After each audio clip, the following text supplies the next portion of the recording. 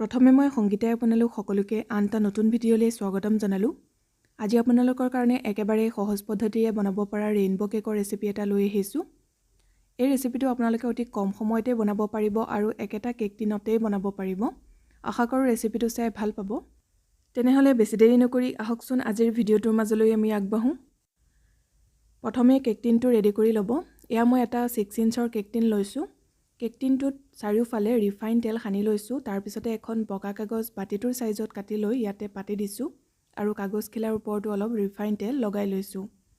এতিয়া এটা ডাঙৰ শুকান বাতি লৈছোঁ। তাতে ৰুম টেম্পাৰেচাৰত থকা 2টা কণী ভাঙি লৈছোঁ। এতিয়া এডাল ইলেক্ট্ৰিক ব্লেণ্ডাৰৰ সহায়েৰে হাই স্পীডত 3-4 মিনিটমানৰ কাৰণে ভালদৰে ফেটি ল'ম।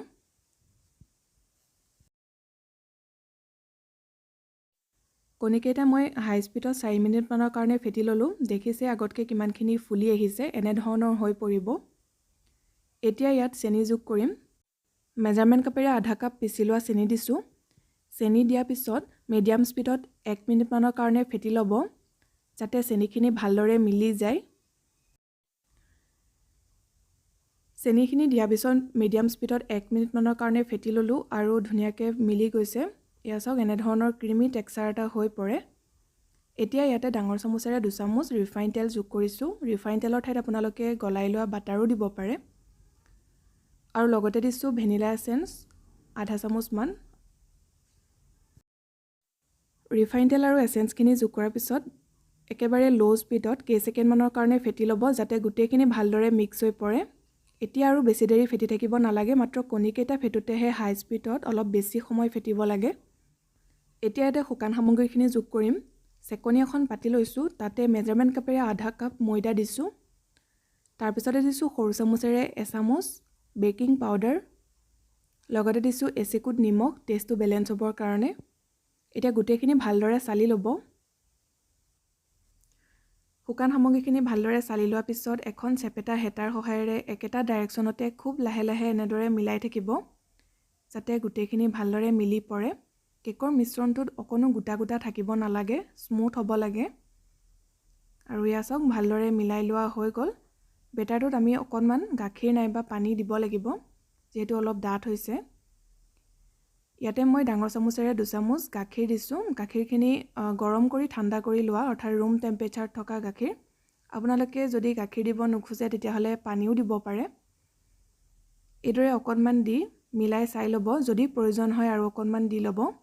মুঠতে কেকৰ মিশ্ৰণটো বহুত বেছি ডাঠো হ'ব নালাগিব আৰু একেবাৰে পাতলো হ'ব নালাগিব, এই ধৰণৰ হ'ব লাগিব। এতিয়া একেবাৰে শেষত সৰু চামুচেৰে এচামুচ হোৱাইট ভিনেগাৰ দিছোঁ।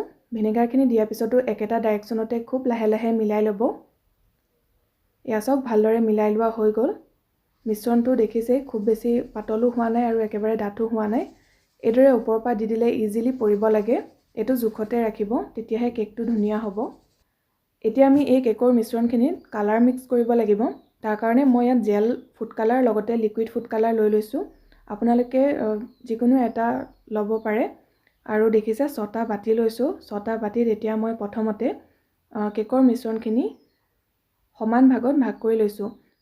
এই কামখিনি কৰোঁতে খুব খৰধৰকৈ কৰিব, যিহেতু কেকৰ মিশ্ৰণটো বহুত দেৰি যদি আমি বাহিৰতে থৈ দিওঁ তেতিয়াহ'লে কেকটো ভাল নহ'ব, ভালদৰে নুফুলিব বা অলপ টান হ'ব।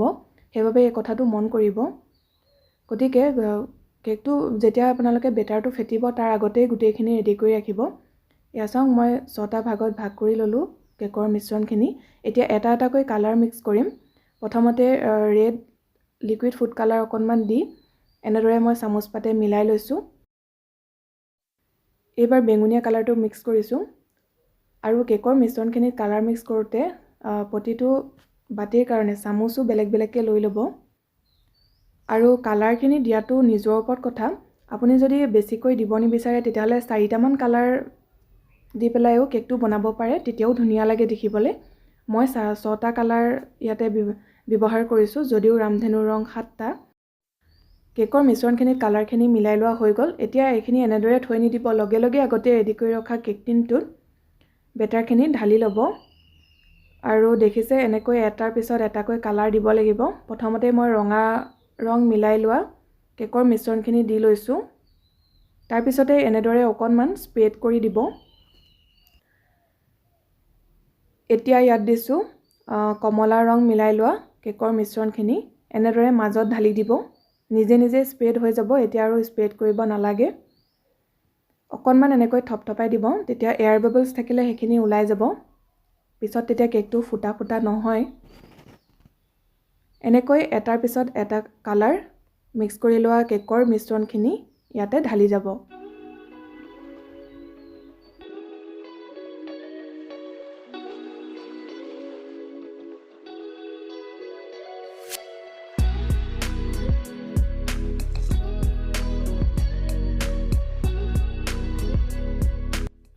ইয়াত দেখিছে কেকৰ মিশ্ৰণখিনি মোৰ ভালদৰে দি লোৱা হৈ গ'ল। এতিয়া আমি কেকটো বেক কৰি ল'ম। তাৰ কাৰণে মই কেৰাহীত ষ্টেণ্ডডাল পাতি ঢাকন লগাই মিডিয়াম ফ্লেমত 10 মিনিটৰ কাৰণে গৰম হ'বলৈ দিছিলোঁ।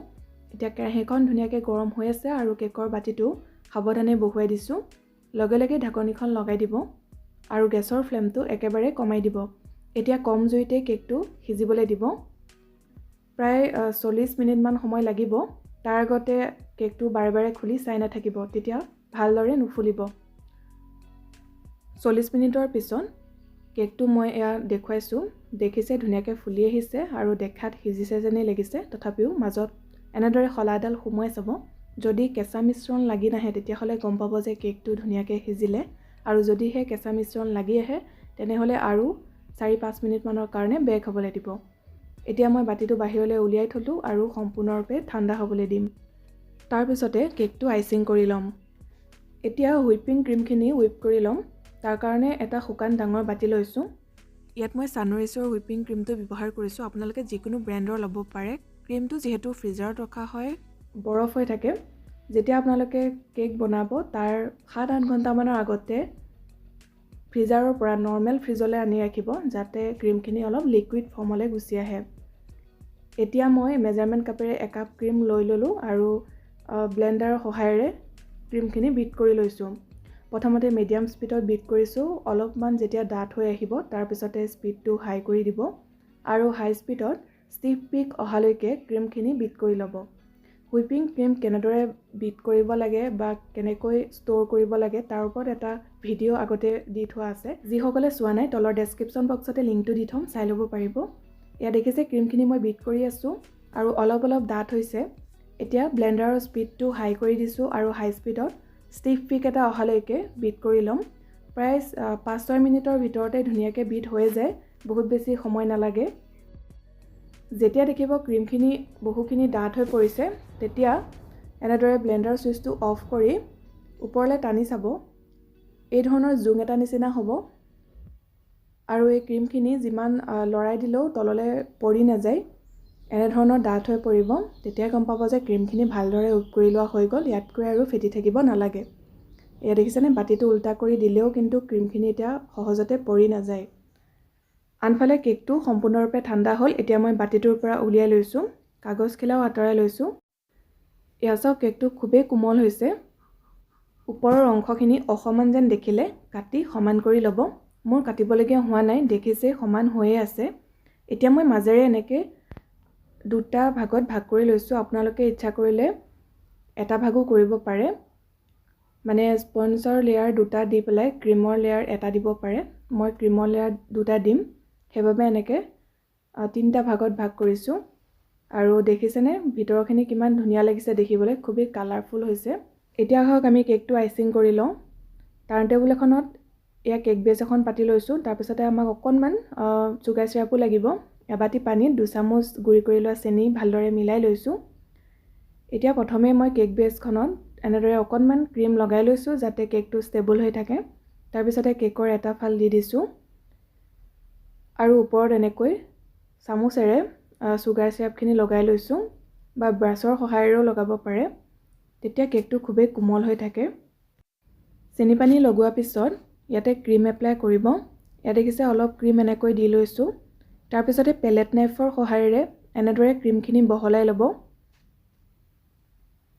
দেখিছে এখন হাতে মই লেফ্ট ৰাইট কৰি আছোঁ আৰু এখন হাতে টাৰ্ণ টেবুলখন ঘূৰাই আছোঁ। এনেদৰে কৰি ল'লে খুব সহজতে ক্ৰীমখিনি স্প্ৰেড হৈ যায়। ক্ৰীমখিনি লগাই লোৱা হৈ গ'ল। এতিয়া মই কেকৰ আন এটা ফাল দি দিছোঁ। একেদৰে সুগাৰ সিৰাপ লগাই লৈ ক্ৰীম এপ্লাই কৰিছোঁ।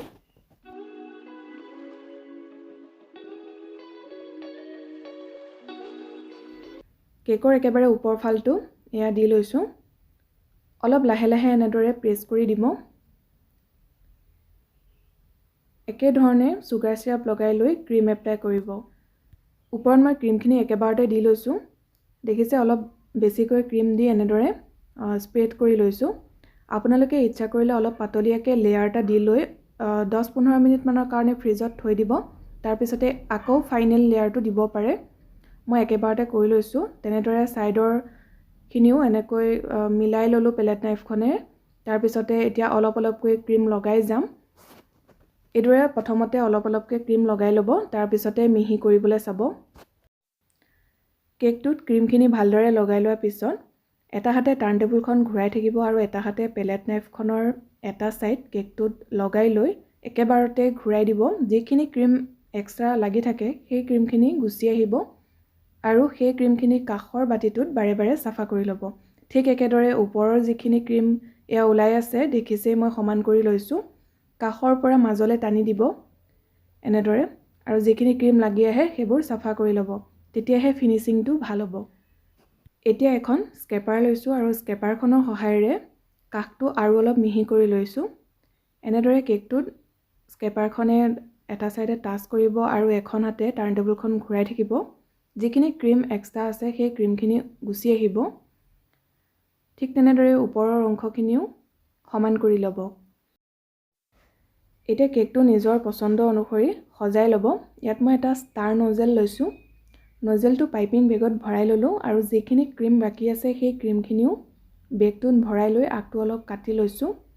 তাৰপিছতে ইয়াত এনেদৰে একেবাৰে চিম্পুল ডিজাইন এটা দিছোঁ। ৰেইনব' কেকটো যিহেতু ভিতৰটো কালাৰফুল হয় সেইবাবে মই বাহিৰটো বেছি কালাৰফুল কৰা নাই। এনেদৰে একেবাৰে চিম্পুলকৈ ৰাখিছোঁ। ওপৰত দিয়াৰ দৰে তলতো এটা ডিজাইন দি লৈছোঁ। এতিয়া মই অলপ কালাৰফুল স্প্ৰিংকলছ লৈ পেলাই কেকটো সজাই দিছোঁ।